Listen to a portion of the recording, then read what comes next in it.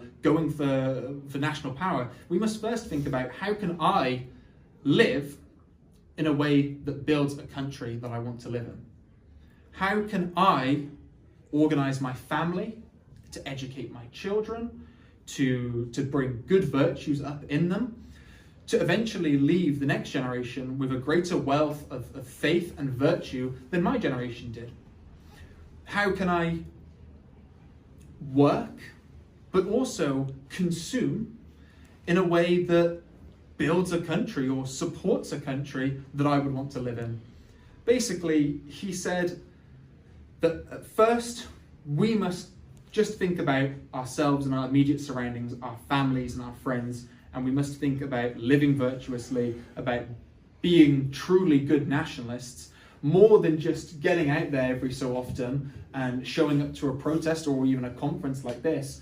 How am I defending the ideas that I want to see everyone believe in this country? How am I spreading those ideas? And how am I being truly virtuous? There are many people in nationalism now who are only in it for money, or they're in it because they think it will be an easy ride to influence and power, but they're not prepared to make actual sacrifices.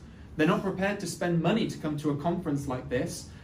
They're not prepared to go away for their beliefs, because that is what the state will do to us. The state will muzzle us. They will take jobs away from people working in the public sector. They will attempt to imprison those who are most vocal about standing against globalization. And some, the most ardent globalists in our society, the most deranged, will physically target us. They will assault us for our beliefs.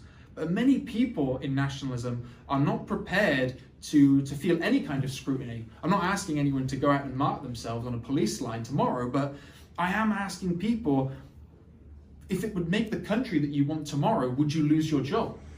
Would you go to prison? Many people are not prepared for this. It extends as well into the urban district, this willingness to allow your politics and your faith to inhabit every part of your life and even affect your life negatively. Are you working for a company that you are proud to work for? Is your company organized in a way that supports nationalism? Distributism is all about small business. And to all the small business owners out there, I would say that if you want a country that is for native British people, or for native British Christians, then you must begin to organize yourselves and to scrutinize your own behavior in a way that these other communities do tribally on instinct. Christian businesses should be avowedly Christian. They should support Christian efforts. The same goes for British businesses. They should support British efforts. They should be avowedly British. And this extends to hiring practices to try and hire only British, only Christian, to collaborate with other business owners to dominate entire sectors of public life, to own an entire street. We could collaborate with each other to buy up houses. There could be a nationalist housing fund, a British housing fund. But when will people begin to regard their own kind as their kin? When will we begin to say that everyone here today is our brother and our sister? This ability, or this desire to organize ourselves around families first, in the subsidiarist way, the smallest unit possible, and to build up to businesses, to high streets, to public spaces, will begin to affect local governments. It will begin to put pressure on our local candidates, on our elected representatives, to begin being truly British and truly Christian once again. There's a Reform Council that I saw in Essex, I believe, who have now incorporated the Lord's Prayer and the national anthem into every meeting. I'm sure they didn't do that by choice. I'm sure that they did that essentially at the behest of their constituents. This is what we must do. We must be able to organize ourselves together and put pressure on our elected representatives to force them to act in ways that we wish.